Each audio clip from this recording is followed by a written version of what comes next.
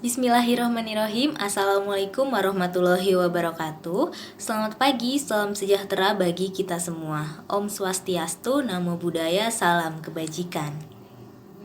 Yang terhormat Menteri Pariwisata dan Ekonomi Kreatif Indonesia, yang saya hormati Bapak Ibu Pengelola Kepariwisataan Indonesia, dan yang telah hadir pada acara hari ini.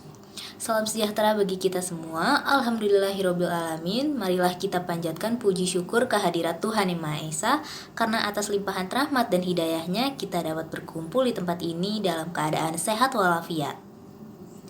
Salawat serta salam tak lupa kita ucapkan kepada Nabi besar kita, Nabi Muhammad SAW, yang telah membawa kita menuju kebenaran seperti yang saat ini kita rasakan bersama. Di pagi yang cerah ini, izinkan saya memperkenalkan diri. Nama saya Devica Putri Lastanto. Saat ini saya berusia 18 tahun. Saya berasal dari Jakarta dan saat ini sedang menempuh pendidikan di Universitas Negeri Jakarta, jurusan Perjalanan Wisata.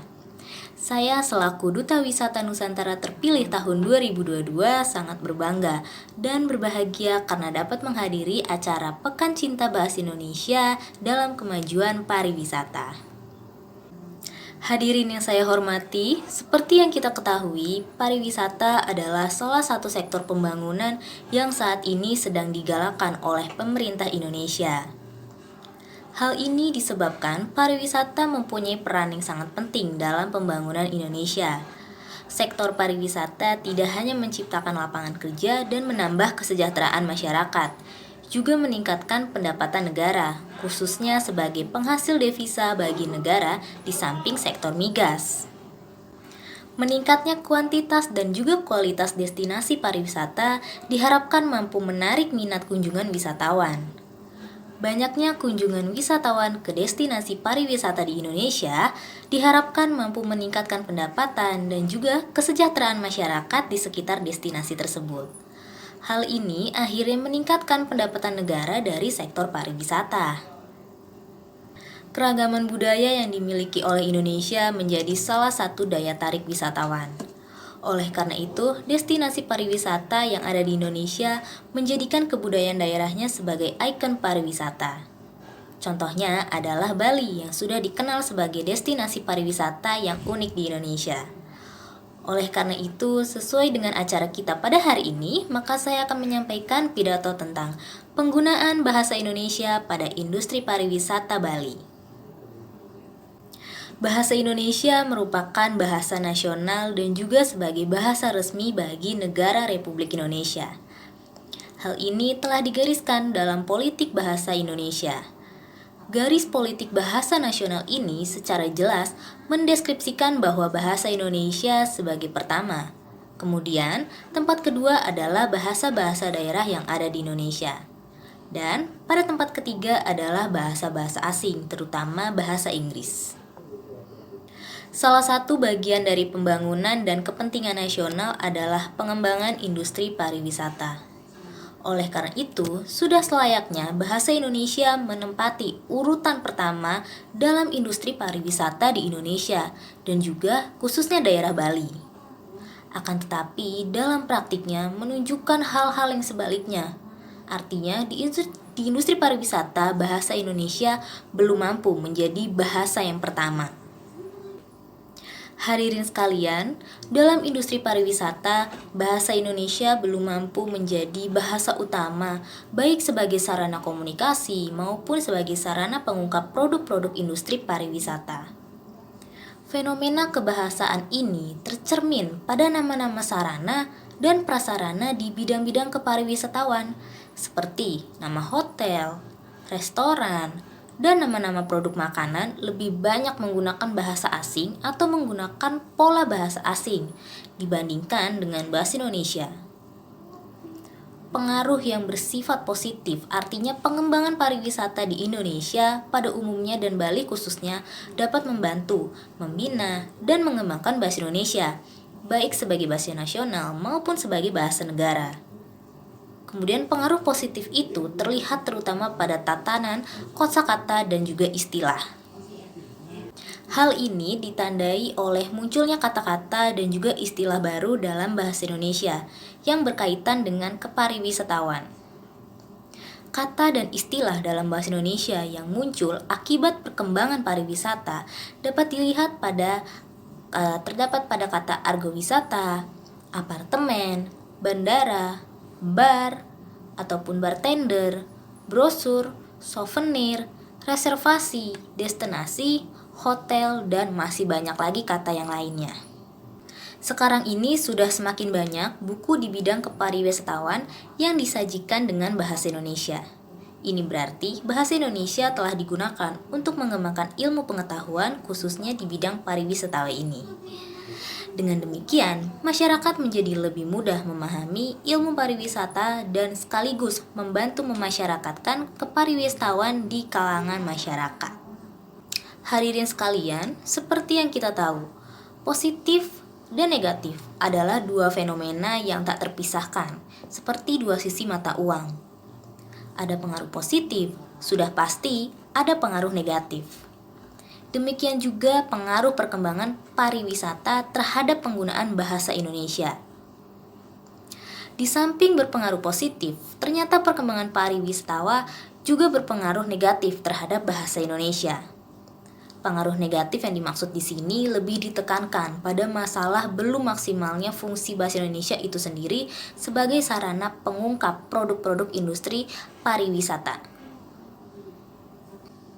Oleh karena itu, mestinya semua aspek kebudayaan termasuk produk yang dihasilkan oleh industri pariwisata menggunakan bahasa Indonesia sebagai sarana pengungkap yang utama, baru kemudian disertai bahasa asingnya. Akan tetapi dalam kenyataannya fenomena itu belum terlaksana secara maksimal.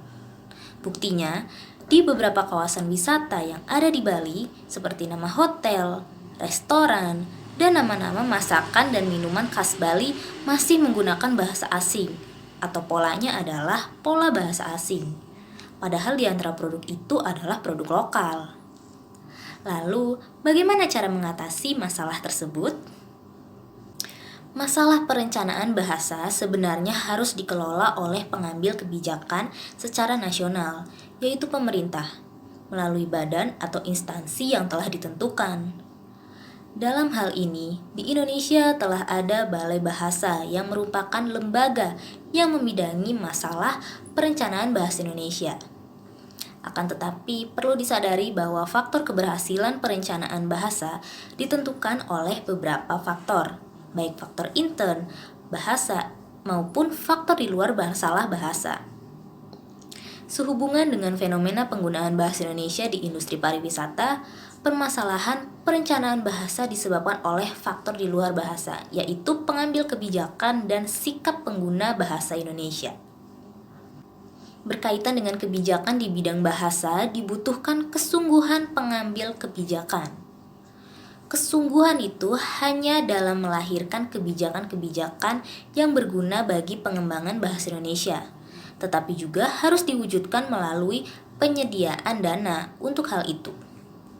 Kemudian di samping itu harus ada kemauan politis dari para penentu kebijakan bahwa pengembangan bahasa Indonesia juga merupakan bagian dari pembangunan nasional, sehingga nantinya diberikan perhatian yang sama dengan sektor-sektor yang lainnya.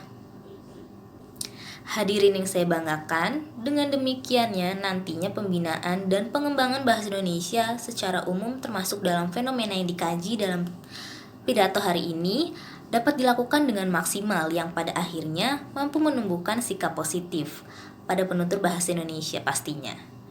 Dan akhirnya, dengan mengadakan pembinaan dan pengembangan bahasa secara serius melalui berbagai media, diharapkan menumbuhkan sikap positif penutur terhadap bahasa Indonesia.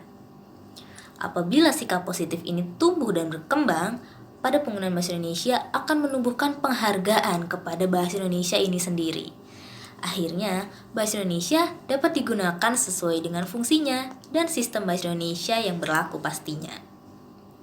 Hadirin sekalian, perencanaan bahasa sangat dibutuhkan dalam usaha membina dan juga mengembangkan suatu bahasa, termasuk bahasa Indonesia. Untuk itu, proses perencanaan bahasa dapat meliputi beberapa tahapan, yaitu yang pertama, perencanaan status, atau sering pula dikatakan dengan perencanaan untuk perencanaan berikut-berikutnya.